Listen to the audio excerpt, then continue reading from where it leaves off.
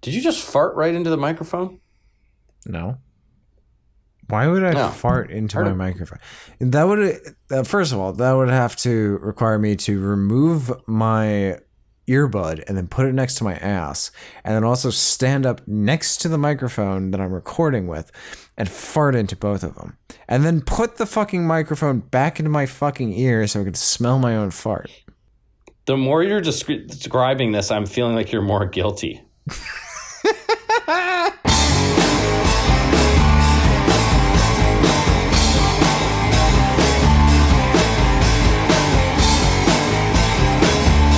Be hearing any of that in the actual version because we try not to curse in the first 2 seconds of the video, and half the time that still doesn't work.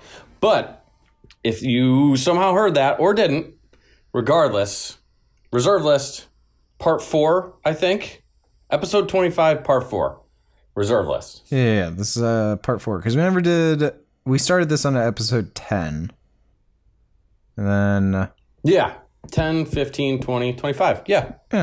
That's how math works. And we've got we've had a couple bangers, a lot of stinkers. This next few should be pretty good. We were kind of looking ahead without... Yes, this one should actually be good. So if you watch any of them, watch the first one and then skip back to this one. Because this one's going to have some actually good cards. Okay, so we already did Boris Devilboon on the last one because we saw that and we just couldn't not rank him. No. But we're on Bone Dancer. I still didn't make that necromancy fucking character named Boris Devilboon because, like, goddamn, look at this man. Oh, and like Skyrim, right? Yeah, in Skyrim. Yeah, that's perfect. Oh, by the way, before we get into it, I believe we are playing the drinking game ourselves, Ian. So. Oh, we are. Actually, yes. I do have a drink next to me. Normally I don't because I don't want to be like burping during the whole time, but it's been a while. I feel like I want to virtual cheers you over Discord. Salute, my brother. Hey, clink. Salute. And this is the casual episode. The reserve list one's like, who cares? Half the time we just riff on, we make fun of and pretend like we're friends with random celebrities.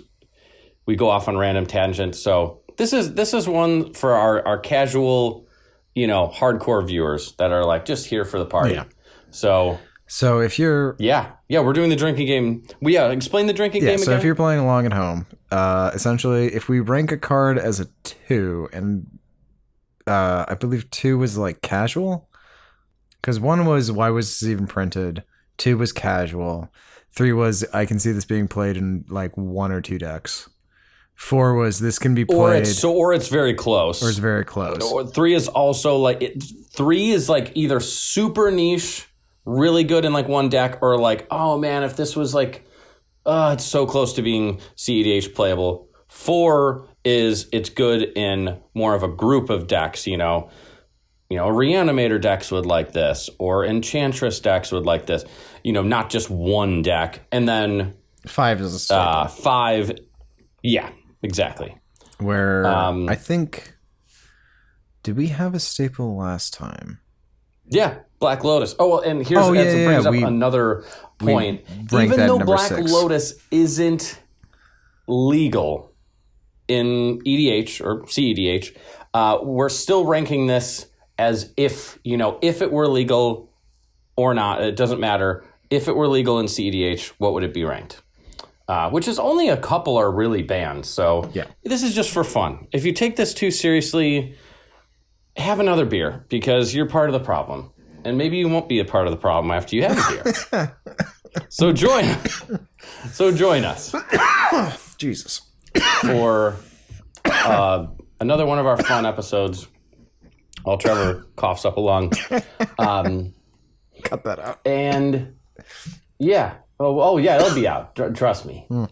For all the times. The last episode, it's going to start with us talking about how there's no way I'm not cutting it out, which I did because we screwed up the tier list and we didn't include half the image files. We had to re-enter all of them. It took forever. It took like 10 plus minutes, and it would have just been 10 minutes of absolute downtime on the air. Would have been terrible. So we're not doing it. But, yeah, should we just get right into it? We explained we haven't explained the goddamn rules. Oh, the drinking game. Yeah, the drinking game. Yes. We explained the ranking system. So essentially, when we're ranking these cards, if the card itself gets a 2, you have to take a drink. The other stipulation is if we go off on a 3-minute tangent about something that has nothing to do with Magic. Actually, I feel like we should just change it to just a 3-minute tangent that has nothing to do with a reserve list. Or just anything that's not, yeah. Like because honestly, that kind of just ended up happening constantly, and we're like, well, it is Magic related, and it's like hardly. So yeah, if we get off topic for about 3 minutes, then you have to take a drink, and then we'll realize it. Tell everyone that they have to take a drink, and you'll know when to take a drink. Yeah, if we even remember. And then the only issue with 2 is that almost everything is 2, because unless it's like super bad, where it's like, and when we say why is it printed, we just mean like even in casual you wouldn't play this. This is just such trash. And then 2 is probably the broadest spectrum. So you could also say if something's not a 2, that might almost be better. No, because then they would be drinking. Wait. No. They wouldn't be drinking as much. The rules have already been if it's a 2. We can't change the rules now. Oh, God. Guess we can't change the rules. You want to do the damn thing, or are we going to keep fucking around? No, let's do the damn thing. Let's do the damn thing. All right. Okay. So first card is Bone Dancer. We got for 1 and a 2 black, we got a summon zombie. That's a 2/2. And for 0, put the top creature card of defending player's graveyard in play. Under your control, Bone Dancer deals no combat damage this turn. Use this ability only if Bone Dancer is attacking and unblocked, and only once each turn. Okay, so it's an overly complicated way of saying if this is unblocked, you can have it not deal combat damage and reanimate the top creature of that player's, like the defending player's graveyard onto your side of the battlefield. They just order it weird. I'm wondering if they've eroded this. No. So they did. Whenever this creature is blocked. Yeah, I know. Yeah, whenever this creature attacks and isn't blocked, you may put the top creature card defending the player's graveyard. No, I was wondering if they eroded the top card of the graveyard, because... Oh. Yeah, no, that's still a rule for a few cards. Which is weird. That's why, like, I don't... But sometimes you'll have a player where they're like, whoa, don't reorder my graveyard, because sometimes, it's public knowledge, so you'll have a player say, hey, can I look at your graveyard really quick? And they'll specifically say, please don't reorder it in any way, because I have a couple cards where that matters. And you're like, oh, you must be playing, I can't think, it's like Shallow Grave, I think is what it's called. That one is actually good, and we'll get there. It won't matter that this is spoilers, because it's going to be like 100 episodes later we get to that. This is the 4th one, and we're still halfway through the Bs. So it's going to be a while. It's going to be a while. But regardless, this card is really cool. I like the concept of it. You get to reanimate one of your opponent's shit. Why not? Yeah. That being said, it's not cEDH playable. So no, not at all. I think that's a 2. Oh, is that a 2? That's a 2 for me. I'm trying to think if I would even play that in a reanimator deck. I mean, maybe a zombie deck. Yeah, I would play this in a zombie deck. Yeah, it's a 2. Oh, 100%. Yeah, I'd play this in a... Yeah, it's too good. Even if you wouldn't, it's just too good. This shit. 350? Yeah, I'm playing this in a fucking zombie deck. Yeah, absolutely. All right, next one. So I took my drink. Bone Mask. We got 4 generic for an artifact. Pay 2, tap it, prevent all damage to you. God damn these cards. From any one source. For each 1 damage prevented this way, remove the top card of your library from the game. Like, dude, what is with all the prevent damage stuff on this reserve list? There's such trash. Dude, there's literally like one in every episode, multiple in every episode, where it's like prevent like 1 damage and you have to exile cards from your library? Yeah, that's horrible. In a format where your life doesn't fucking matter. I mean, to be fair, whenever I play any form of Magic, I usually treat my life points like they don't matter until the last one. Even in Yu-Gi-Oh, that's how you're supposed to treat your life points. Like, it doesn't matter until you're about to lose. Then it matters. Yes, well, see, in Yu-Gi-Oh, it's a little more understandable because it's less likely that someone's going to be doing damage. Or, I mean, we're talking, I only know about the GOAT format, and I hardly know shit. Yeah. I've played a couple games. Well, I mean, it's true in all formats of Yu-Gi-Oh, but like the GOAT format in particular, it's like the only point that matters is the last one. Like, who cares about your life total? Now, in cEDH, like, let's say I'm necroing or ad nausing. Usually I like to go down to about 5 life because I'm usually trying to go off and win, on the end step, or I did that on the end step and now I'm, going off on my turn, and I want to have enough life to be able to, tap my City of Brass and cast a Vampiric Tutor and then, draw it with something else. And, you want to have a little bit of a leeway and not get Orcish Bowmastered at instant speeder, lightning bolt. I mean, at that point, sometimes you get unlucky, but and someone has it. But yeah, so I'm a little bit more cautious when I'm below 10 life in cEDH. But yeah, up to that, it's like whatever. Yeah. I was actually playing in our cEDH league. This game ended up going to a draw. I can't believe it did, but I was at 7 life with Kinnan, and everyone else. There was a mono white Elish Norn, the OG, the 7 mana one. He is such a fantastic player with this deck. Like, he just gets all the stacks pieces out, and all of a sudden you're like, oh, he's not going to make it to Elish Norn, and then all of a sudden it's like turn 5, and you're like, oh shit, dude, Elish Norn's coming out. And this is my Kinnan would be gone. Someone else had an OBM. They're like, fuck, that's gone. Everyone, like, it's going to clear the board. And then obviously their board's massive. So I was just taking shots to the face. I end up top decking a Consecrated Sphinx. So I'm like, okay, at least this is big enough. And then me and someone worked together to get rid of the Elish Norn. I think they had something, a Mother of Runes, to protect it. So someone targeted that, and then either myself or maybe another player bounced it. But we're like, okay, we have a turn to fucking deal with this. And I've never felt that vulnerable as Kinnan, because I'm like, dude, I literally have like 1 blocker. And it's a Consecrated Sphinx, which was pretty good. We were able to end up drawing that game, but yeah. Okay, that was a 3-minute tangent. God damn it. No, it wasn't, Ian. That was 2 minutes. I was keeping track. But Bone Mask, it's getting a 1 for me. Yeah, it's getting a 1. My apprenticeship. I fucking hate. Whoop. I hate those cards.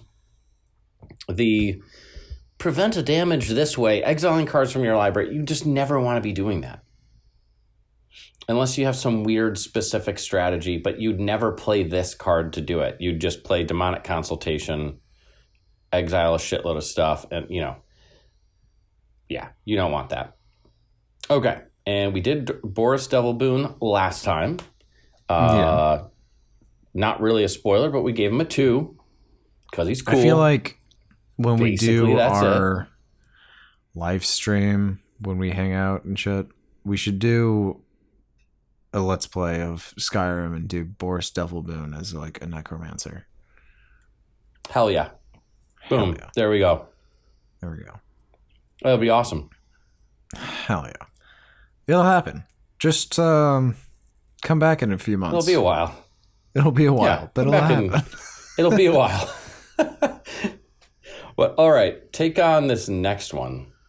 Bosium strip? That's not what it is. Sounds right. Wait, Bosium? Yeah, Bosium. Okay, so for 3 you get an artifact with 3, tap it, until end of turn. If at any time the top card of your graveyard is an instant, interrupt, or sorcery card, you may play that card as though it were in your hand. If you do so, remove the card from the game. I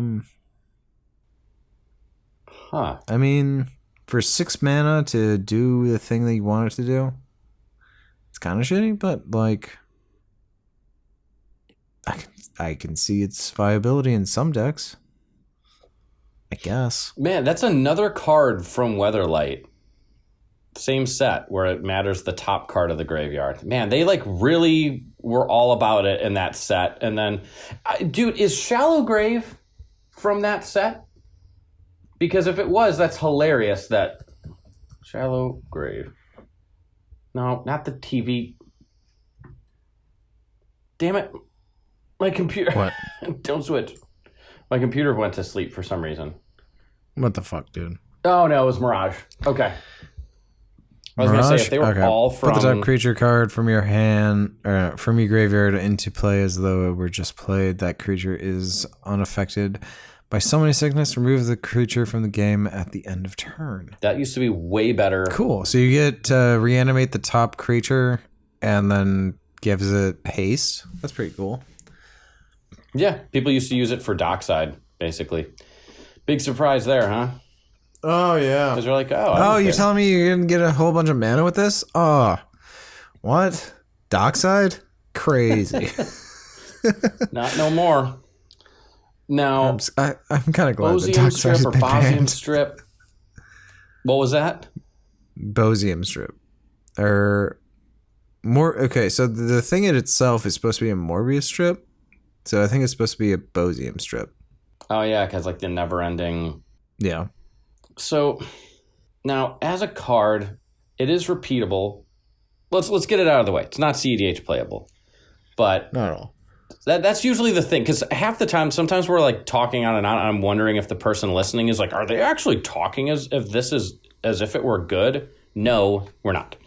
We're just trying to see if it's even, you could remotely make an argument for it in a casual game. So not cEDH playable, but I do kind of like the card, it's instant or sorcery from your graveyard. I'm sure you could, it would be really funny. So you play Dark Ritual, use the 3 mana to tap this, and then you have to pay another black to recast that Dark Ritual. Or netting you -1 mana. Is that you cast a Force of Will, and you still have 3 mana left open, and you can cast that Force of Will again. Yes, absolutely. 100% that would be... I was being funny with the... you silly goose. Go back to the fucking pond. I was being a silly goose. I probably should. It would be better if it would be more funny if it was Culling the Weak, because then you'd net even mana, but then you'd... Oh my god, that'd be awful. But then you lose a creature. Regardless, it's either between a 2 and a 1. The double Force of Will almost just makes it so you can't be a 1. It's definitely not like 2, 1. Yeah. So it's a 2 by proxy. 2 by proxy, hell yeah. Take a drink. And by proxy, we must drink. Cheers. Oh my god, Ian. We've gone through 60 of these. First page. Holy shit, this is a milestone. All right, oh my god, we're out of 571. Oh my god, we're not even close. Okay. That's all right.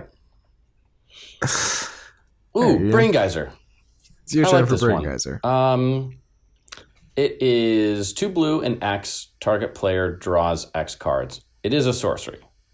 Back in the day, before I was even playing, but I know that this card was definitely probably like one of the first, infinite mana sinks or big mana explosive. You could either draw a shitload yourself, or you could make someone instantly deck themselves. Was played so much more back in the day, like years and years ago, before Stroke of Genius is a blue 2 and then X, and that was an Urza Saga. It's for an instant, or maybe it is a sorcery.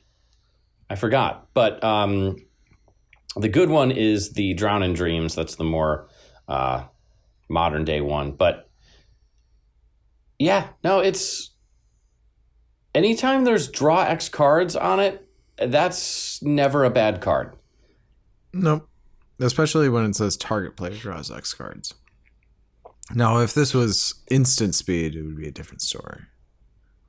Yes. So much better. Now, here's my thinking behind it. Just because, so I think it's a 3. And my reasoning is, if we're going to say that 3 also includes stuff that is so close, I think something like this is like just so close to being cEDH playable, but it's just not, mainly because the target player does this type stuff is very selective, and there are better options, but it's not a bad card by any means, and it still is an infinite mana sink. I could see like a deck that is just all about infinite mana and trying to have as many outlets for it. Again, probably not in cEDH, but if you're in the higher power realm, probably. I mean, it's just so close. Okay. I'm going to go 3. You're going to go 3. I'm going to go 2, honestly. Simply because it's at sorcery speed. If this was at instant speed, I feel like this would be played in every deck, and then it would be good. But like, it's just lacking on that efficiency, I think. Yeah. And like this would be really good. There's just other things you can be doing. Deck. Absolutely. Where you can afford to tap out on a turn and be like, I'm going to play for 8 mana Brain Geyser and draw 6 cards. I mean, that's amazing. That probably wins you the game. $27.99. No, that's the anniversary. No, look at the revised edition is it's about $20. That's not bad. It was the last time it was actually. Oh wait, how is it more expensive in the fucking Magic 30? Maybe because those packs were $1,000 for 4 packs. What a big flop and miss. Yeah. They couldn't have been any stupid. Dude, I remember seeing an advertisement for it, and one of those like Magic creators, which I'm not going to throw shade at this. I don't even know their name. Throw shade at them. But do it. Let's have some controversy. You could tell that it was like they're just doing their job and being like, oh, okay, I'm just going to support because they asked them to like, be a part of the advertisement or like the commercial for this. And they were like, smile. It's like them. It's a man and a woman. And they're like, Magic 30. Like, well, yeah. They're like, so you can draft back like you're in the old days. And then the guy comes out and he's like, and it's only $999.99. And you can just tell they both look at each other slowly and smile like, yep. And then smile at the camera like, yeah, everyone, isn't this fucking awesome? And then you could just tell their soul died. And, oh my God, I think I found the... Oh my God, Ian. It's only $999.99. totally fucking get this. Yes, it's these two, which they're actually like really important people in the, you could tell, like, again, this is not trying to shit on them. Yes, I remember this isn't the exact frame, but her just looking like, I'm trying to fucking smile here so hard.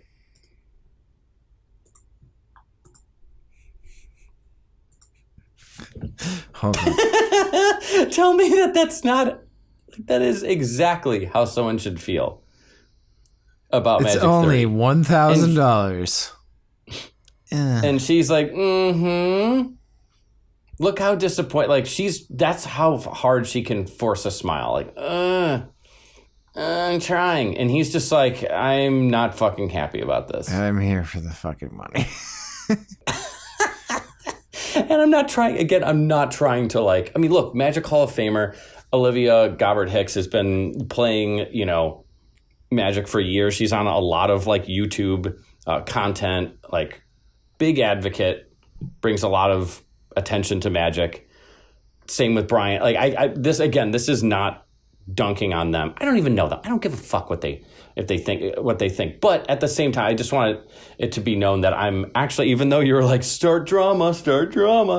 No, they're not bad people. They were literally like asked like, hey, we'll pay you a shitload of money to do a commercial. And they're probably like, oh yeah, it's $999. Oh.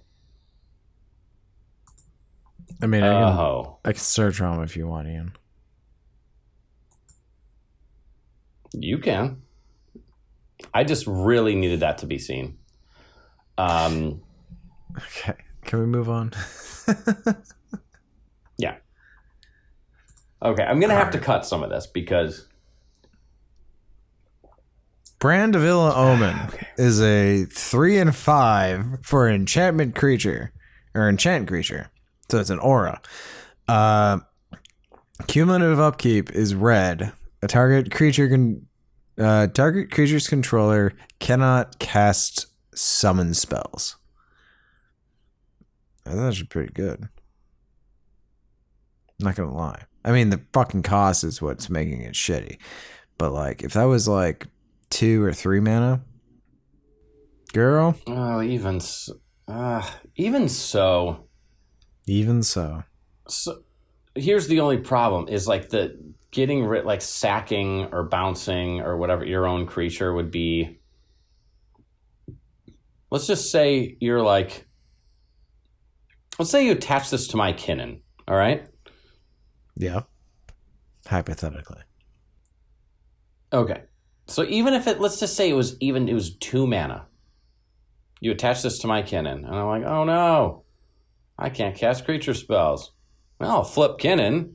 Oh, there's a creature. And then even if that, let's just say Kinnan's kind of a bad example for that, but even so, let's say for some reason there's a Grafdigger's Cage out. And I'm like, oh shit, I'm really in deep shit right now. It's like, I could probably just bounce, or it's like, do you want to pay a red mana on your upkeep to keep this around? You're probably like, maybe. Well. Now, who pays the upkeep? I'm guessing like the original. The caster. Person who owns yeah, that's the what card. I'm guessing. Because that would be ridiculous. That would be stupid. Yeah, then you have to keep paying just for them not to be able to cast summon spells. And it's like if I have a sack outlet or... And then even at 2 mana, it's kind of But then at 4, it's like, ugh. Now, in a casual game, I feel like this could wreck someone. It's one of those like fuck you in particular cards. This might be a good target creature's controller cannot cast summon spells. Like think about Rogthras, right? And how it just constantly wants to generate a bunch of creatures.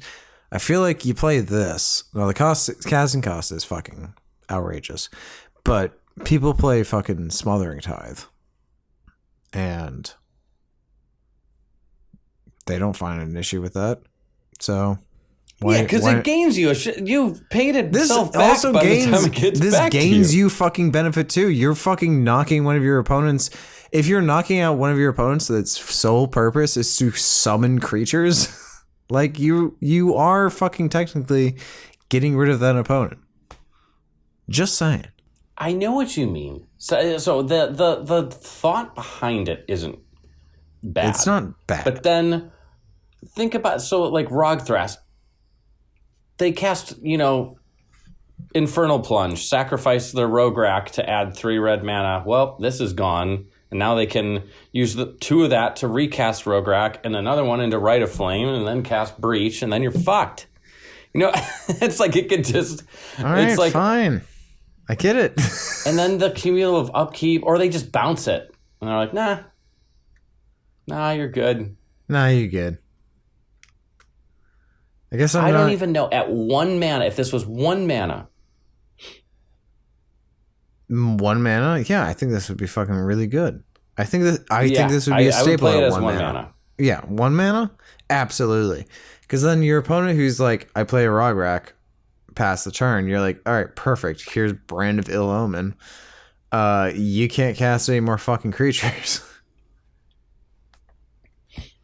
Now, the cumulative upkeep. Now, if you got rid of that and it was 1 mana, I still don't think it would be overpowered. And maybe I'd play it then. But it's like, then you add that 1 red and 3 other. And you're coughing because it's bullshit. you know. I feel like we should. And the cumulative upkeep. It's a 1. It's a 1. You fought for that so hard. Yeah, I've fought for that. I've changed my mind. It's a 1. Yeah. No, it's just... you've convinced me. It's really like a flimsy artifact or enchantment. Like, it's very flimsy. It can be easily removed. Especially since it has cumulative upkeep. So it definitely can be easily removed. So yeah, it's a 1. Okay. Yeah, all right, I agree. You can adjust the goddamn fucking thing by giving it 2. That way it's not. No, I think it's a 1. Yeah. Cool concept. If it was cheaper, yes. Yes, for sure. But all right. So we got Breathstealer's Crypt. It's a blue and a black and 2 other for an enchantment. Whenever any player draws a card, he or she reveals that card. If the card is a creature card, that player pays 3 life or discards the card. Now, this one's interesting. Very interesting. Like, whenever, and this isn't their second card a turn. This is just anytime a card is drawn, it has to be revealed to everyone. And then they're paying 3 life or discarding it. I mean, it doesn't seem that bad at first, but imagine all these decks that they're constantly drawing, and it's like, well, I don't want to get rid of that. Now, the only thing is it can totally fuel breach decks, and I don't think it's not cEDH at all, but it's an interesting... If you couple this with...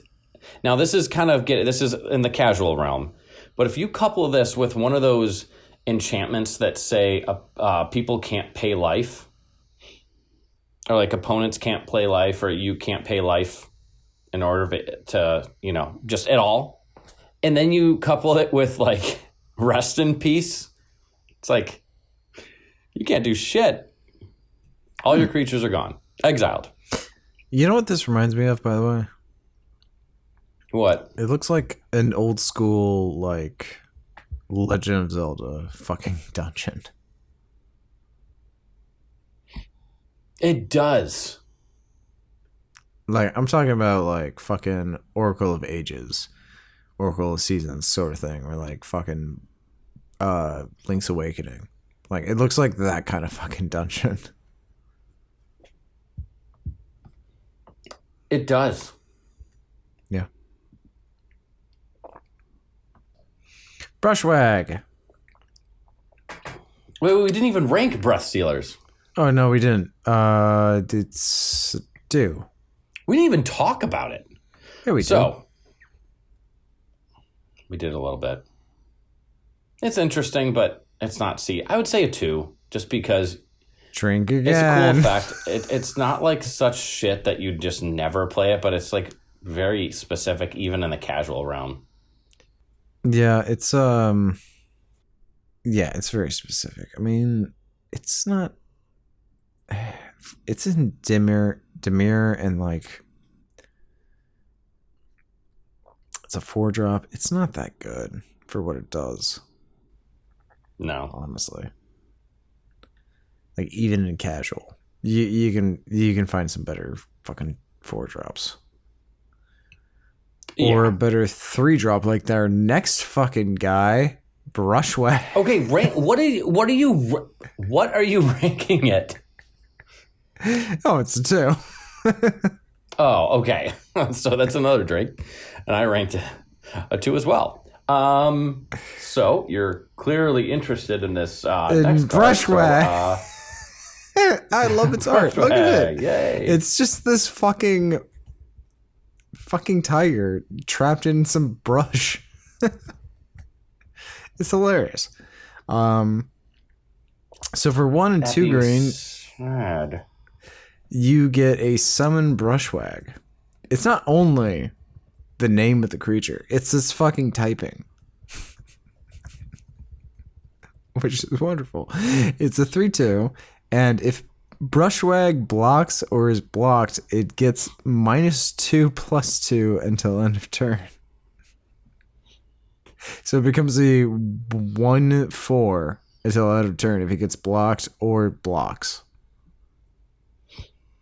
Ugh. I mean, it's fucking awful. It is. I could see in the olden days. What is the type? Is it... Oh my God, they eroded it to Brushwag? Yep. Dude, really? Yeah, it's a Brushwag. They didn't... Okay, it's go to Scryfall, and how many Brushwags are there? Okay, before we do this, how much do you want to bet? Do you think that's the only Brushwag, or is there one more? There's got to be at least 3 more. I'm willing to bet there are like 4 Brushwags. 4 Brushwags? Okay, I'll take the under. You know, I'll even give you you're 3 or over. I'm under 3. Okay, so I say there's 2 or less. There's only. You think there's only 2? Okay. Yeah, 2 or less. And do Scryfall, Brushwag, Scryfall.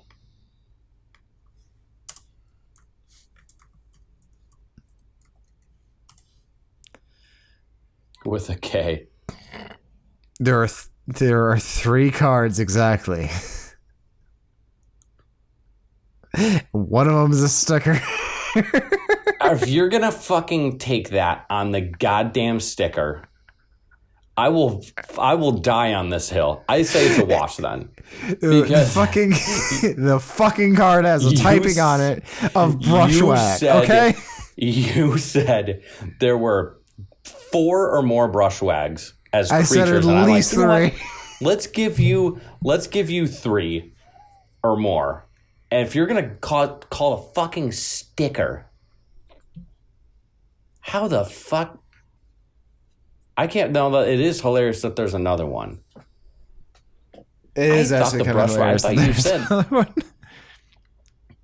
I thought it was legitimately like you said, like a cat or a tiger type animal stuck in the brush, and it's like, no, that that's what it looks like on the first one, and the second one, it's like, no, that's just a thing. That's just a thing of brush. That second one is actually the one from Ikoria is actually kind of awesome. It's a 1-mana 1/1, but it has trample and it's an infinite mana outlet. Again.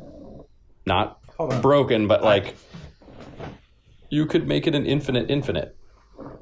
A million with trample. Okay. I have a collection of fucking reserve lists. I can't remember if I kept this or if my friend has this. Yeah, my friend has this. He definitely has a brush wag. Unless... Wait, you have your friend... Or no, or did you get it from him? Well, I think unless it's in my...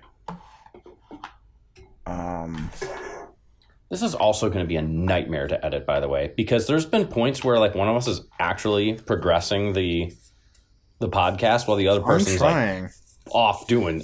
But at the same time, no, I'm not complaining. This is awesome. I feel like I own this card. That's why I love it. But I think it's because my friend owns it, and I was looking at it for so fucking long. Anyways, we can move on to Brushwag. Brushwag. You know what? I really want that almighty Brushwag. That one looks awesome. I like the idea of pumping infinite mana into this, and that's like, yeah, I've got a million with trample, and I'm going to swing. That's only 1 mana. It's kind of cute. It's only 1 mana. I'm going to make a Brushwag deck. Well, might be in the entire 30-plus years of Magic... we've had 2 Brushwags ever. Hashtag save the Brushwag. Hashtag save the Brushwag. Let's get that fucking going. Yeah, we need a Brushwag set. Okay, that being said, let's go back to the actual card and let's just get it out of the way. It's a 1. It's a 1. It's cute, but it's awful. It might as well just not have an ability, and it would be better. Let's go quickly, or at least try to go quickly, because we've done. Oh yeah, we've been doing this for about 40 minutes. We've done fucking 7 cards. Oh shit. Okay, Bubble Matrix. It's 4 generic for an artifact. All damage dealt to creatures is reduced to 0. Hell yeah, Finally, I love that. A decent one. Not really cEDH, but it's a halfway decent effect. Now, it's not your creatures, it's just all creatures reduced to 0. So... that does suck. Now, Ian, again, not that you play this, but yes, yeah, go ahead. I need to pee. Yeah. Oh my god. What the fuck was that? So it decided to scare me out while I go out of the bathroom. Oh my god, that blew my fucking eardrums out. Absolutely fucking blasted, like maxed out the fucking volume. Oh my Holy god. shit. Wait, also, why could I hear because you're on the Discord, but I didn't hear the mic isn't picking up all that, but no, I can hear it. Okay. Mike might have picked up some of that, but probably not all of that. All right. Bubble Matrix. Ian. Okay. Now hear me out. Again, we have to do this, so it's not cEDH playable. But if it were 1 mana, no.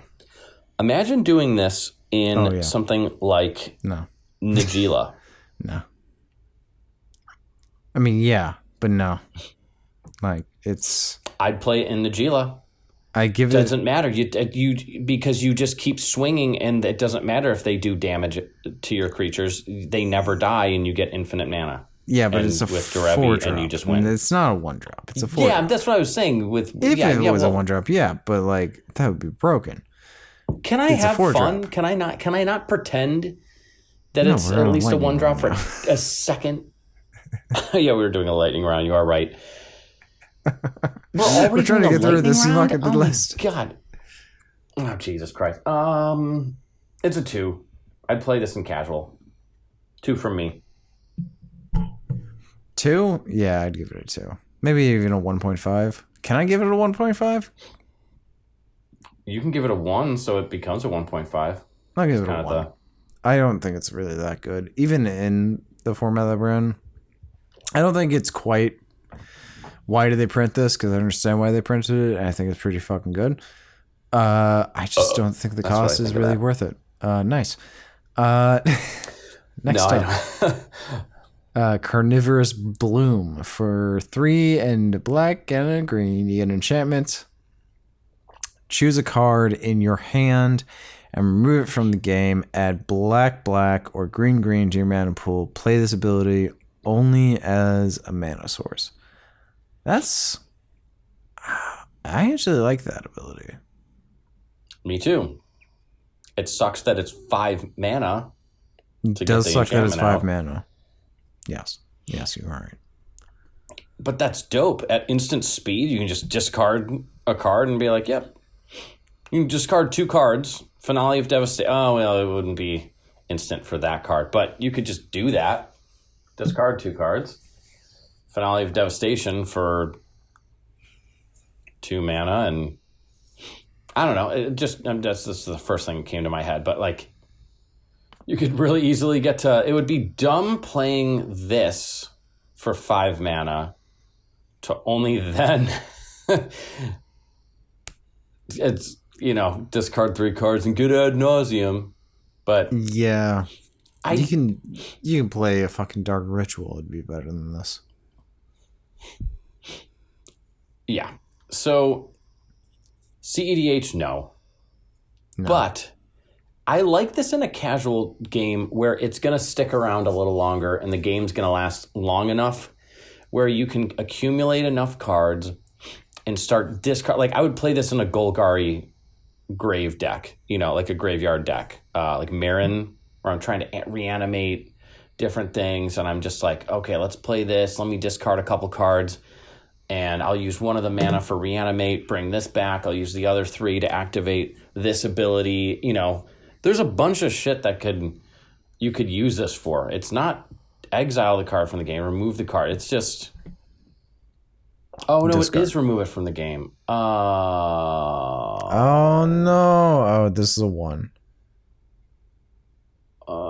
It's not a 1. It's a 2. It's a 1. I'm going to give it a 0.5. I'm going to give it a 0.5 so that it averages out to a 1.3. You're not... Fuck you. I'm putting 1. You said 1. It's getting another 1.5. I don't even know if that's Dude, I can already tell because I gave it a 2. I'm going to have to take a drink. And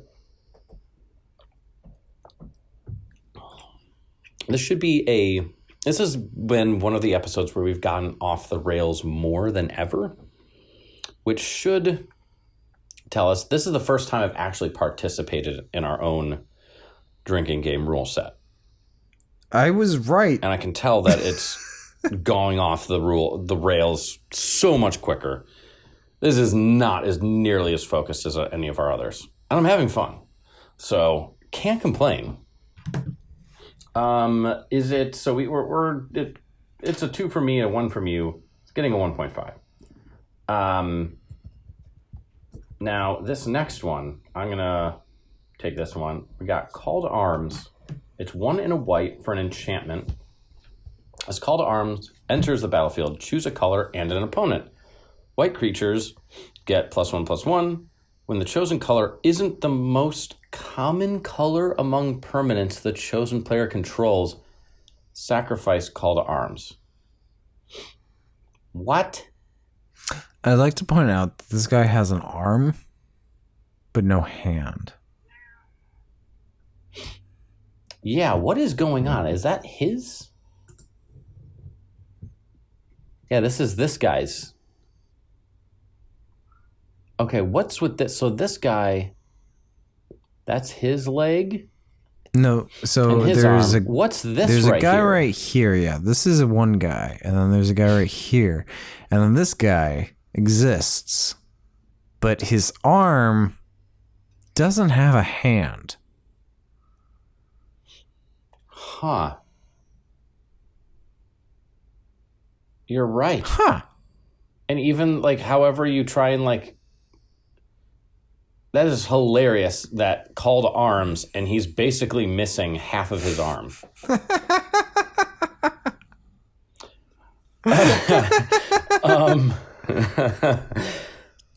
And it's also clearly very cold because you can see his fucking nasty breath coming out of his mouth. You just know that reeks. Even he's like getting a whiff of it, and he's like, ugh. Fuck!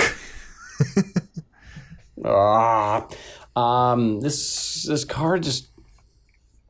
When the chosen color isn't the most common color among a non-token, it was eroded to. Permanence the chosen player controls or is tied for the most common. So if you're playing against... This is... I mean, you're playing one of those white, cards where so... it's just... It's an anthem in white. There's so many other anthems, though, that are like 1 extra mana, and you don't have to like jump through all these fucking hoops. Nope. But it exists as a reserve list card, so what are we rating it? It's a 1. Yeah, it's a 1. It's a 1. Yep, that's an easy one. Hey, we don't have to drink. Hey, there we go. Needed a break. All right. Candelabra of Taos. Taunus? I looked at the first Taunus. I looked at the first 3 letters of the word, decided the rest of it, and that's how I pronounced it. So there we go. So for 1, you get an artifact with X tap, untap, X target lands. I think, yeah, I mean, with Cradle decks being more prevalent in the format, this is definitely the card that people want, you know? Yeah. Especially best for 1 mana. We've talked about today, by far. By far. By far. We're gonna get to the Everything other one. else we has might get to been... the other one. You know what's hilarious is at the beginning, I'm like, this one is actually going to be pretty good. And because I think I saw like a glimpse of the Brain Geyser and then the Candelabra, and I just assumed that there was some other bangers in here, and it's been all trash. For the most part. I mean, that's how these go. Until now. That's how these go. Candelabra is pretty fucking good. I mean, yeah. I mean, it's only 1 mana. You get it out, and then you can pay 1 and tap this and untap your cradle. Total literally doubling mana. Your cradle -1. It's 3 mana so if your cradle can produce 6 mana, then you can tap it, play the Candelabra, then tap the Candelabra. No, it's only 2. So then you get an additional 4. Yeah, because for some reason I was thinking this was a goddamn land. It's not a goddamn land. It's an artifact. That's why it has a magic cost. That's the first land to ever cost mana. Well, actually, no. What is the other one? Talon? Mirrorgate, I think. Oh, Talon Gates. Talon Gates. Talon Gates of Madara. That's close. But yeah. Yeah, this... Oh, yeah, you can pay 4 to put it out. Just put it into play instead of playing it as your land. Yeah, no, this is... With the abundance of Cradle decks, like the Turbo Cradle, I mean, yeah. And then if you could even pay an extra mana into it, or to untap another thing, like, well, I might as well untap my City of Traders or my Ancient Tomb or whatever, like, usually that's not important, but it once a turn, double the amount of Cradle mana -1, turning 6 mana into 11, turning 7 mana into 13. I mean, it's huge. All right, you know what I'm going to give it, Ian? What are you going to give it? What's yours? 4. No, give me yours. Yeah, it's a 4. Yeah. Yeah. You know what I'm thinking? Yeah. When we're done with this, we should do the reserved list top cards and then make a tier list of that. So we do all the 4, 5s, and 6s, which there was only 1 6. So we probably won't have another 6, but all the 4s and 5s, and then make a tier list out of them. Yeah. Actually, like the best cards from the reserve list. And then all the people that have ever been like, this is kind of like dumb. It's like, why don't you talk about the good ones that are relevant? It's like, well, here's, you waited a whole year, probably multiple years. Depending on how long we fucking through what this. You wanted.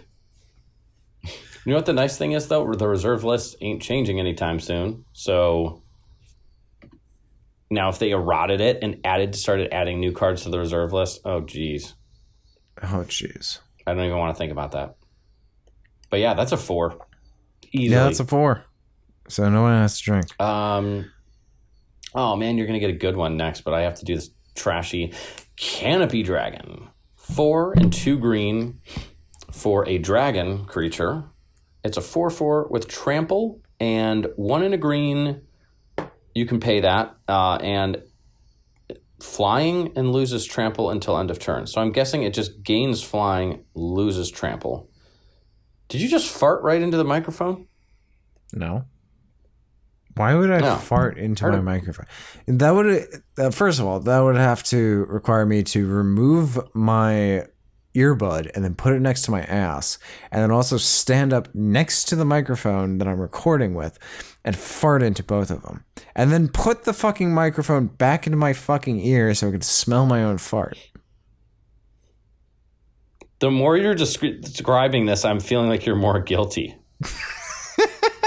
You sound more guilty. Why would I fucking... If you would have just... If you just stopped at like, why the fuck would I do that? I would have been like, that was probably a weird noise. But you're like, this would require me to do like this weird specific steps that I'm describing to you now. And I'm like, I could picture you doing that. That is like a classic case of the person that's on the stand in court talking too much and digging themselves a deeper hole. Or you're on the witness stand, man. Rap stitches.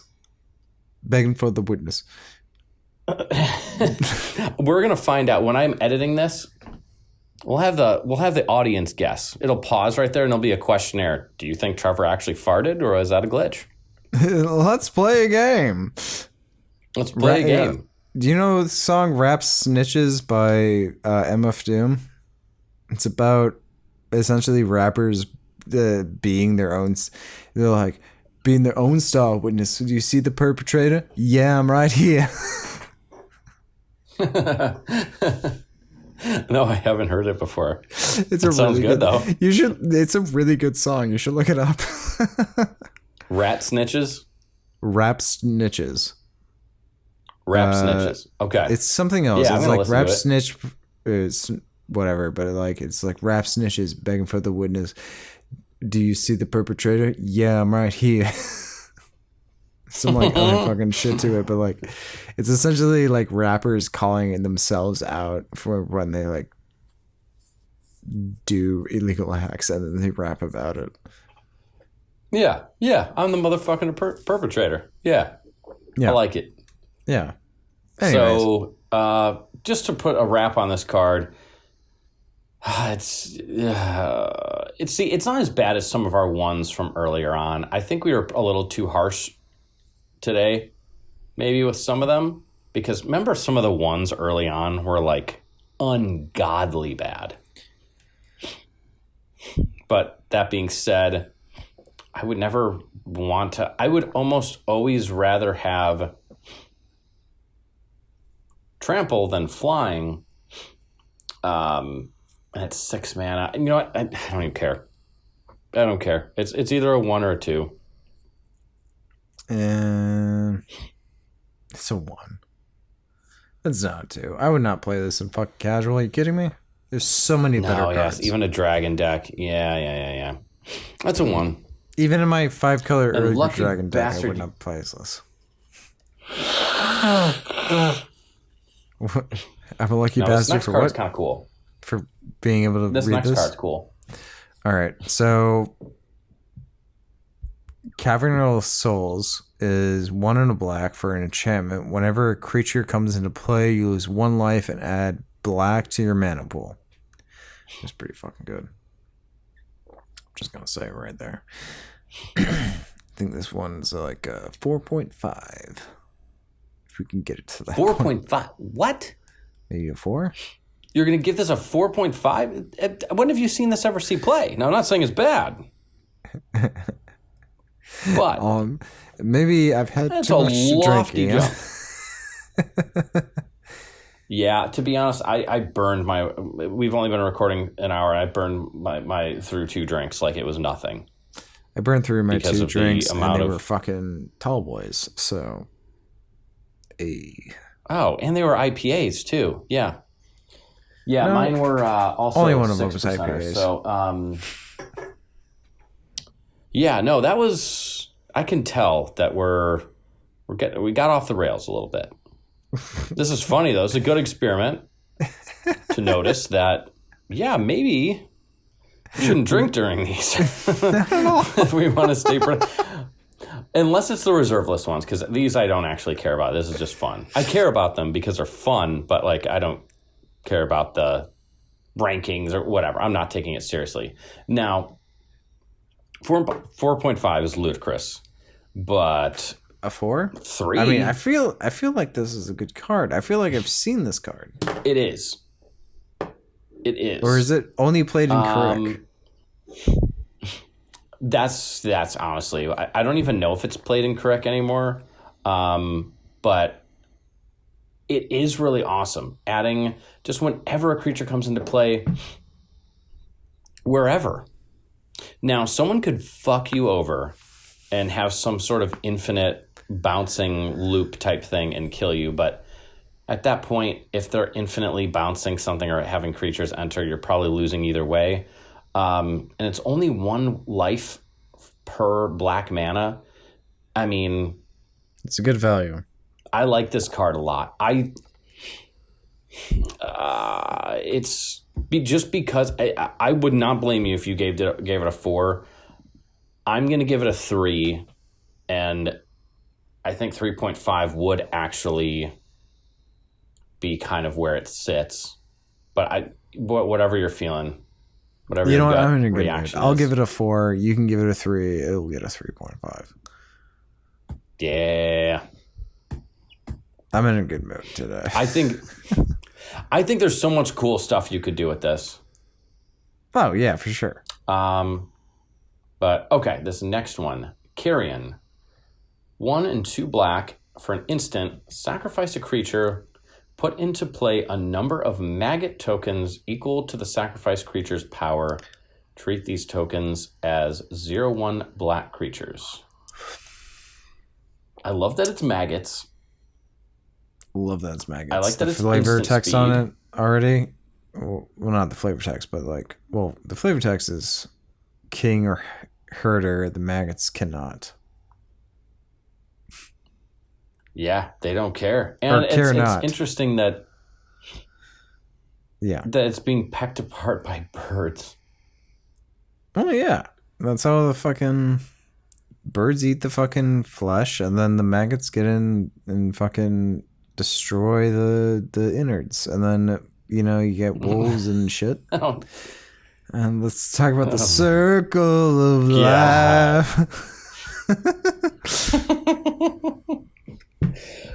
Fantastic song. Probably the only Disney movie that as an adult I will, like old school animated Disney movie that I will, like once every 5 years, I'll go and watch it. Oh, dude. Fucking. That's a classic. Beauty and the Beast is my favorite. Dude, that. When you. Well, this one is Lion King, but. Yeah, no, but like when you realize that the ballroom scene when they're doing a fucking drop down camera angle, that is entirely hand drawn. It's like, damn, this is a really good fucking movie. Yeah.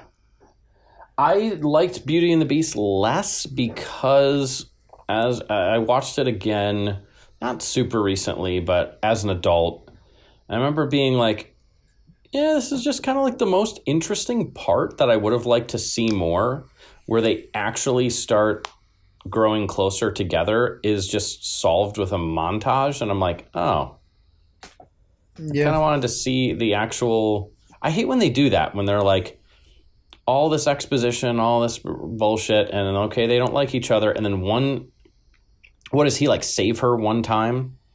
And then all of a sudden it does a montage and they're besties. And it's like, dude, I want to see them grow closer together. Not just be like, oh yeah, this montage happened and everything's good now. Well, it's supposed to like... It just felt like it... get through that fucking boring bit, because then afterwards then she like tries to touch the rose. And then he's like, why the fuck did you touch my rose? You know, you shouldn't be fucking doing that shit. And then she's like, fine, I'll leave you, you fucking beast. And then he's like, I had damn right, I'm a beast. And then,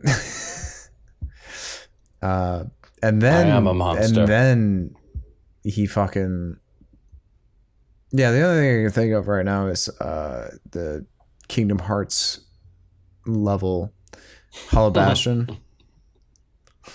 It's such a good level. Oh yeah, in both games, is in 1 and 2. Is it in 2? I haven't played 2 since it came out. Yeah. I played 2 recently, and not super, like a year or 2 ago.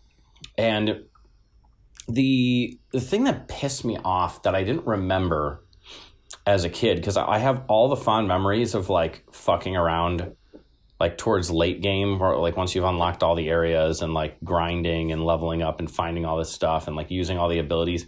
But I forgot that like the beginning of the game, there's literally a cutscene every 5 seconds.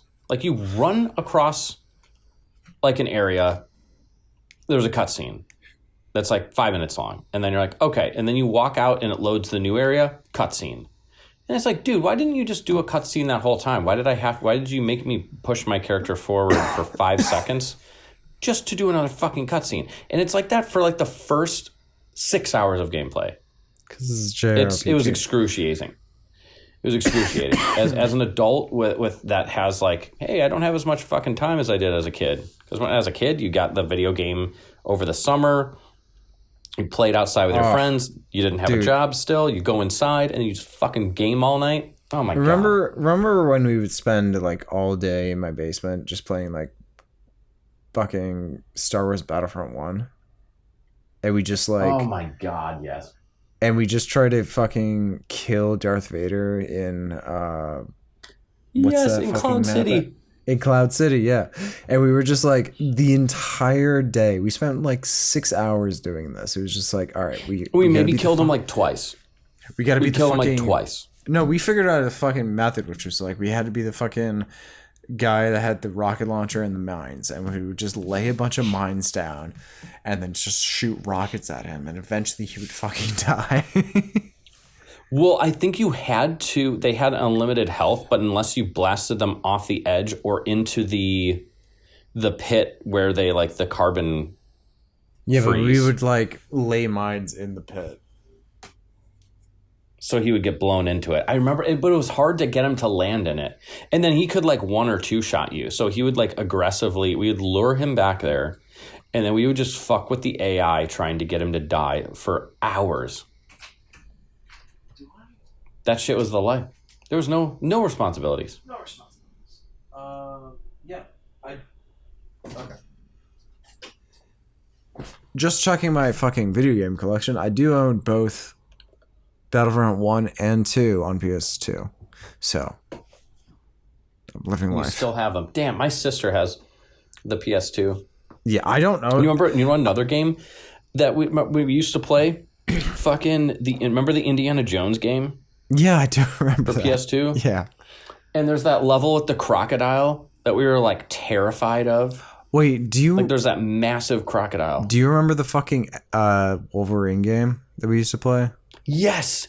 That was the next one I was going to bring up. I was literally going to say the fucking Wolverine game. Dude, that game was so fucking fun. Yes, and it was hard. It was very hard. It was like kind of brutal. And I was like, dude, this is a fucking kids game. And it's also like not gory, but like for like a kids like game, it's like, yeah, they're kind of going a little bit more the adult route. There was also that level where you're, what is it, Wendigo or whatever? That like Wendigo, that fucking like Neanderthal beast that you're like chased into the caves. And it's all dark down there, and he like fucking flips out and runs at you and shit. And it's like, holy fuck, that game was kind of scary too. I mean, as an adult, not so much, but as a kid, I remember we were like, oh, fuck. There was also Star Wars Bounty Hunter, which I remember only getting through like the first like 2 levels. Oh, talk about another hard game, dude. Yeah. I remember that was the only time there was a level. It's probably like halfway through the game. And I remember like chucking my fucking controller multiple times. And I'm like, I've never... I don't... Fucking chucking. Chucking. Not fucking. Yeah, like chucking it, throwing it across the room. And being like, oh my God, what am I doing? And I want to break this. Like, I need to calm down. Because I'd never done that with any other game. And it's like Battlefront, or not Battlefront, Bounty Hunter wasn't even one of the games that I like played that much. I just remember raging over it. And then like 10 minutes later, I'd chuck the controller again. And I was like, God damn it. Okay, I really got to stop doing that. Jack 2, which was, I've spent 10 times the amount of time on, playing through numerous times. I've gotten way more angry at, and I never chucked a controller. But goddamn Bounty Hunter, I don't know why. I just felt like it was unfair at times. I'm like, this is just unfair. To be honest, I remember getting Jack 2 when it came out, which was like 2008, 2007. No, it was probably like 2008. Actually, I'm going to look that up on my phone. Oh, it was 2003 when it came out. 2003? 2008, we were in middle school. Yeah, because we were in like 4th grade. Oh, yeah. But like, I got that for Christmas 2003. And I remember playing the shit out of that fucking game. And then we like bonded over it because like we started playing games together, and like the games we had were like Kingdom Hearts and Jack 2. And then the other games that we just mentioned. Yeah. Then we both got Jack 3. Yeah. And then I remember Battlefront 2 came out, and like you had it and I wanted to play it for like a day. So you let me borrow it for one day. Cuz I was like, come on, man. This thing's hot right now. I have to keep playing this. I think I let you borrow for it longer than a day. No, it was. I remember it being a day, and then I was just immediately gave it back to you. But like, I was at your house anyway, so we were like, "Yeah, let's play this." I'm gonna bring this back to you, but we're also gonna hang out and just play this more. Yeah, no, that shit was awesome, dude. Just thinking about how much time you have as a kid to just do whatever you want. Oh, yeah. That's why I'm going to get my kid into... Well, I don't even know if I'm going to have kids. You just can't afford it in this fucking goddamn economy. Let's talk about the economy now. I'm finally comfortable now where I'm like, hey, I can like pay my bills and like save a little bit and plan for retirement. I have a house now that I'm paying off the mortgage with my wife. And it's like, for once, I feel like, hey, I'm just kind of like comfortable. I'm not struggling all the fucking time. So I'm going to throw a kid into the mix? Probably not. Unfortunately, I'd love to be a dad, but fuck that. That ain't happening. Yeah. Cheer. I got no Sorry, comments. Little Ian, if you're out there. I mean, I would love for little Ian to be running around, because that would mean I would be an uncle, even though I'm already an uncle. And Willow is a great fucking kid. But, oh, yeah. Uncle Trev. Uncle Trev. And I'd be like, what's up, motherfucker? And I'm like, yeah, don't repeat anything that Uncle Trev says, ever. Ever. But he's a great guy. He's a great guy. Just don't repeat anything he says. Stab your masters in the back. Stab your masters in the back. Nope. No. Little Ian. That's enough. Listen to your father. You can repeat my curse words and my inappropriate things that I will inevitably say in front of them. Dude, in front of my niece, the other day I was like, oh, God damn it. She's like, God damn it. And like, I'm like, oh my God, shut up. shut up, God damn it. I'm like, holy fuck. You're literally like a parrot. They'll just immediately, and they can tell when you've said something that they're like, ooh, that kind of stuck out. You put emphasis on that. I'm going to repeat that 10 times in a row. Yeah. And you're like, oh, the first time my niece swore was because my sister was showing me like some of her art. And then I was like, holy fuck, that's awesome. My niece just runs out of nowhere. And she's like 3 or 4 years old. And she's just like, holy fuck, that's awesome. And I'm like, no, Willow, don't say that. Oh my God. No. Well, that's too late. You're kind of like, well, let's just, there's no way we can save that one. That one's just done for. Oh, now I'm like that. I'm like, oh my God, we've gone through like almost no cards. No, that's not true. 1, 2. Let's get through 4, 5, 6, Catacomb 7, Dragon. 8, 9, 10, well, first of all, 11, Carrion 12, we haven't 13, rated. 14. That's a 1? No. Maybe a 2. I would give it a 2. Yeah, I would love to play it in like a casual Corval deck. And you get all those 0/1s. Okay. Yeah, I'd give it a 2. I'd give it a 2. It's a 2. Everyone It's take not a terrible. drink. Next up, Catacomb Dragon.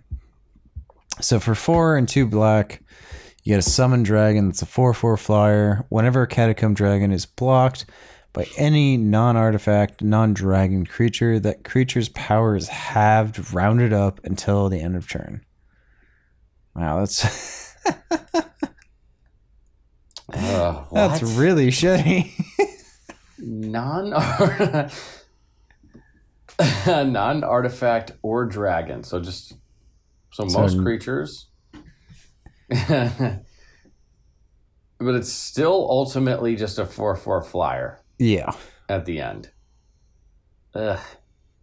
At least it doesn't have something like, well, and then you have to sacrifice a creature every turn and then lose half your life every time it attacks. And well, technically, but see, it's not like a why was this printed? It's probably a 2. It's not a why was this printed. It's a 2. If you give it a 2, I'm giving this one a 1 because I don't think it's that good. Like, it's not that good. I understand why it was printed. Like, it was definitely like of its time. This was a good thing. A 4/4 flyer for 6. Yeah. What the fuck? Yeah. They had really, really shitty costs for cards back then, didn't they? Also, we have to do this next row. Actual lightning round, because there's a couple one card on here. You want to do this now or next time? Because then next time we can do this one and the one on the bottom left in the same episode. Or we could just do the next 3 and then really throw it off. I have no idea. All right, let's do it. All right, Ian, what does this one do? All right, Caverns of Despair. I don't know. It's 2 and 2 red for an enchant world. All players may attack with no more than 2 creatures each turn and block with no more than 2 creatures each turn. Kind of a weird cancel out thing. Interesting if you have like Menace, but kind of a do nothing. It's kind of what is that thing? Cramped crawl space or whatever, where it's like you can only attack with 1 creature. It's kind of like a slightly worse crawl space. Isn't that what it does? I don't know. I have no idea. The slightly worse crawl space. I'm not sure what that card is. But crawl space.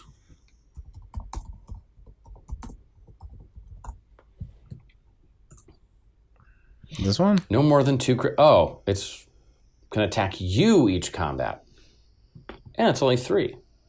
So this is only like protecting you, whereas this like is everyone is kind of limited to attacking and blocking. So actually, it's a slightly better and worse crawl space depending on how you look at it.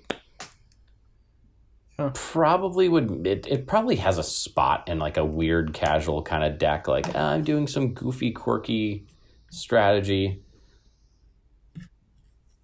I don't know. In casual, you just get like you have like your red green Stompy Boy deck where your creatures are giant, and then they have like their average creatures. So you're like, yeah, I get to pick my 2 biggest things. Get fucked. It's good in like a Voltron deck. I don't know. I'd give it a 2. No, it's kind of reaching. It's not a good 2, but it's a 2. I can take the last drink of my drink.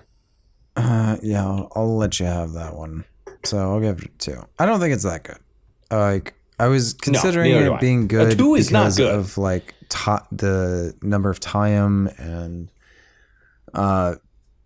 fucking Nagila decks that I see, but like honestly, it doesn't really stop time.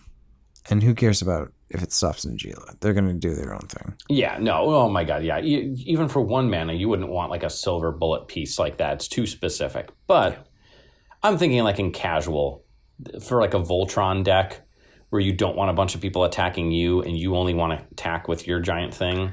So it's basically it hurts everyone else and it helps you. So I think in a Voltron deck, this is okay. Okay. Yeah, I would give this about 2. Now, take over this next one, and good luck reading it. Hey, thanks, Ian. I'm glad that we could do the next 3 so that I could read Chains of Mephistopheles. And I want you to read the original one. Oh, thanks, babe. Okay, so Chains of Mephistopheles, for 1 and a black, you get an enchantment, which every time a player draws a card, that player must first discard a card from his or her hand. If there are no cards in that player's hand, take top card from their library and place it on the graveyard instead of drawing. This enchantment does not apply to the first card drawn by a player during the draw phase. Okay, that is a lot easier than I expected it to be. I know. I feel like when I was first starting to learn Magic, it was more complicated. So essentially, if you were to draw a card, other than the first discard a card. Other than the first discard a card. And if you have no cards to discard, then you mill 1 card. Yeah. So before you're able to draw any other card other than your first one, whenever a draw trigger goes, you have to discard first. First off, I love this really art. Good. I think this art's really fucking good. The art is incredible. It's super expensive. It's a rare. It's one of the, what do they call, the 4 Black Horsemen or whatever. I think that guy Rudy calls them that from the Legends, like All Hallows Eve, Chains of Mephistopheles, Nether Void. And there's like one more. Mephistopheles. Mephistopheles. Oh, okay. I was just I was like putting the emphasis. I was saying all the syllables. I was just putting emphasis in a weird spot. I've seen this used to be played in like Yuriko, or it was played in Gitrog. I think it might still be played in Gitrog. Unfortunately, it's not as popular anymore, but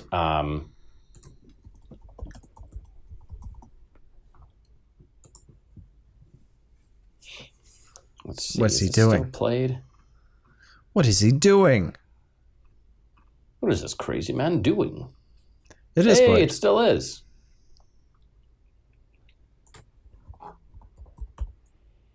Yuriko. What is he doing? Wait, Pornhub. Wait, why is this on We here? have to make that joke because we might get sponsored by Pornhub one day. I'm a Mormon. I don't use Pornhub. I can make that joke because I used to. You do now, asshole.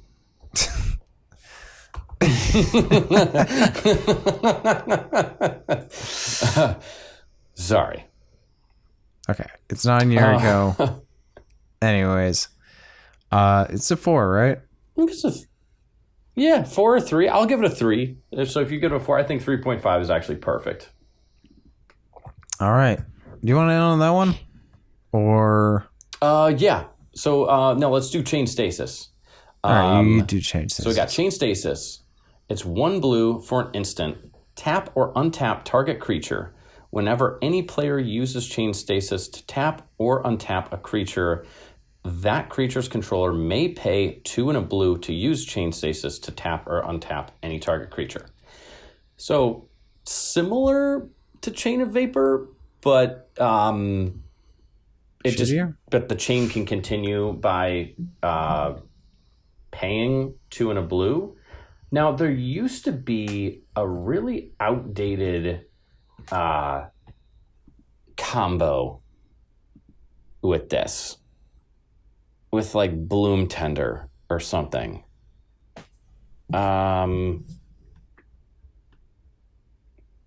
Oh yeah, or Burrow Elder. So if you have enough colors, if you tap for all 5 colors, you tap for all 5 colors of Bloom Tender, use the blue to continue the chain and 2 of the other colors, and then you can keep untapping your Bloom Tender and tapping it to continue the chain. So you can get infinite mana if you tap your Bloom Tender or your Feybarrow Elder for all 5 colors, which is kind of a lofty ask because that means you have to have permanence of every color. But it's kind of cool. I think this card's very outclassed. I mean, that's enough to say for all these cards, but this card's like so outclassed that I don't even want to represent it in the fucking... It's not that good. It's so outclassed. Ian. No, it's not. No, I would give this now, a 2. That is cool, though, that... It's cool. As with 1 mana, it can't... But yeah, I agree. Like, it doesn't belong in cEDH. It's too specific, because there's only... Even in a 5-color deck, your Bloom Tender and your Feybarrow... it's just not enough to like happen to get, because it doesn't do anything else. It's not like Retraction Helix where it's still a good card on its own, and then if you do get the infinite combo with Valley Floodcaller, it's like, holy shit, I win the game. This is it's only used probably in that case. I don't think... I almost want to give it a 3. I know that sounds crazy, but it's like, it's so close. Give it a 3. We can give it a 2.5. It's literally like... You're giving it a 2? Yeah, I'm giving it a 2. So it gets 2.5. Okay, 2.5. I think that's perfect. Oh, by the way, did you know there's a... Oh, I just had it. A 4-card combo with this? What? You want to hear what it is? Yes. It's Displacer Kitten, Archaeomancer, Cerulean Wisps, and Chain Stasis. Archaeomancer, when it enters, you return target instant or sorcery from your graveyard to your hand, and the Cerulean Wisps is an instant for 1 blue. Target creature becomes blue until end of turn. Untap that creature, draw a card. So what you keep doing, and then you have Displacer Kitten. So you just keep playing Cerulean Wisps and Chain Stasis and alternating. But I'm like, what? Oh, and you need to have another creature that can tap to produce at least blue. So it's actually a 5-card combo. And you do get to draw, though, because of the Cerulean Wisp. So infinite draw, I mean, that's terrible. 5 cards that are... You'd only really play one of them, Displacer Kitten, in cEDH. Kind of interesting, though. It's dumb, but it's interesting. You could play in Orvar, because Cerulean Wisps, you want to be, like, in Orvar, you want to be targeting things, because whenever you target something, you make a token copy of it. So actually, all of those cards belong in Orvar. Dude, I'm going to build an Orvar deck, and I'm going to put this combo in. I thought that was what we were going to do. Ass. We're going to fucking build an Orvar? Right? No, we were going to build an even dumber one. No, there was an even sillier one that we were going to build. What's Orvar? Hold up. What was the one that we were going to build? Oh, Baron Master. We were going to build a Baron Master Wizard. No, Baron Master Wizard. Oh, Baron Master Wizard. You're right. Hold up. Back it up. This motherfucker. All right. Let's do it. Wait, what's the card that you're talking about? Orvar, the all form, I think. It's Orvar.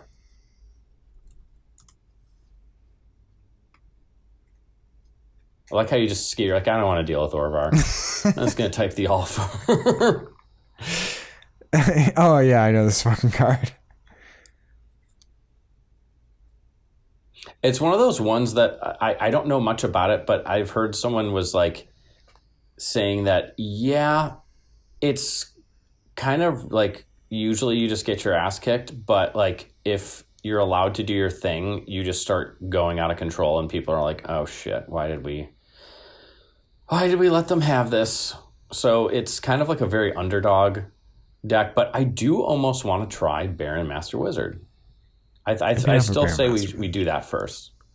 Well, and then I could build my Bartel Rune Axe. Here's the thing, Ian. We are... Actually, what did we do? We did 3 and then 4... 11...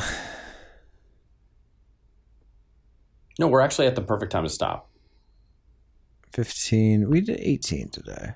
That's not bad. Yeah, close to 20. Look at this guy. Chromatic armor. Look at that art.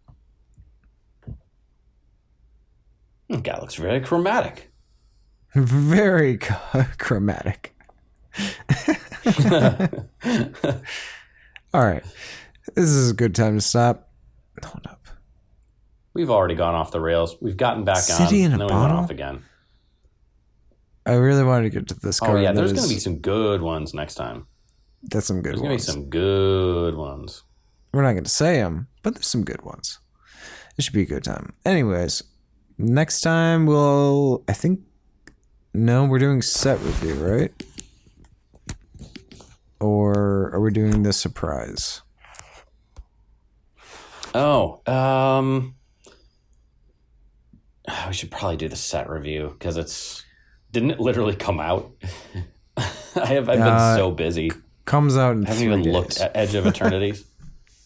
Yeah, but the spoilers are already out. We have to do the set review. Yeah.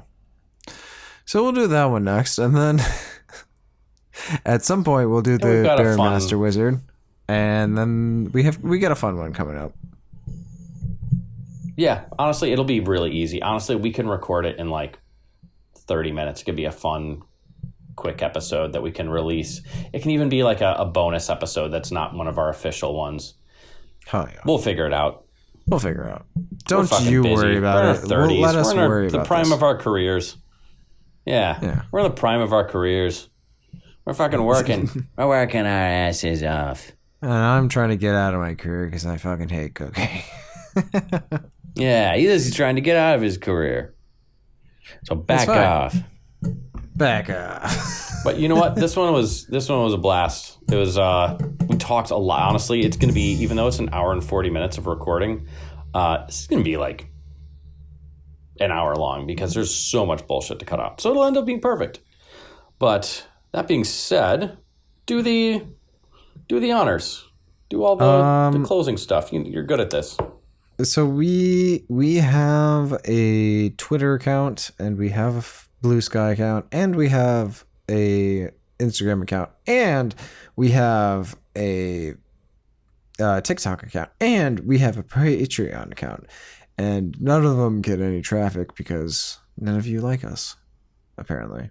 But we also have our shit on Spotify and Apple Podcasts, which I've realized nobody uses Apple Podcasts. You're all on some... Hold up. Let me look this up. You know what? Oh, and the other cool thing, when you said the other day, so the Bullshit or Busted episode, which was kind of a flop on YouTube, unfortunately, even though I had a blast recording it. It was one of my favorite ones that we recorded. I told you to look at the fucking stats. It's on actually Spotify. Our most popular on. Yeah, it's our most popular viewed podcast, which is great. So I'm like, you know what? That's awesome. So we're on Spotify. We are also on Pocket Casts. We're on Podcast Addict. We're on Podchaser, and that's all I have for my information right now. But we're apparently on those apps. Okay. That's all the information we need. We're very liked on those apps, apparently. So, thank you. Yeah. That's about it. It's a pleasure as always. Yep. That's about it. I love you. I love you too. All right, go to hell.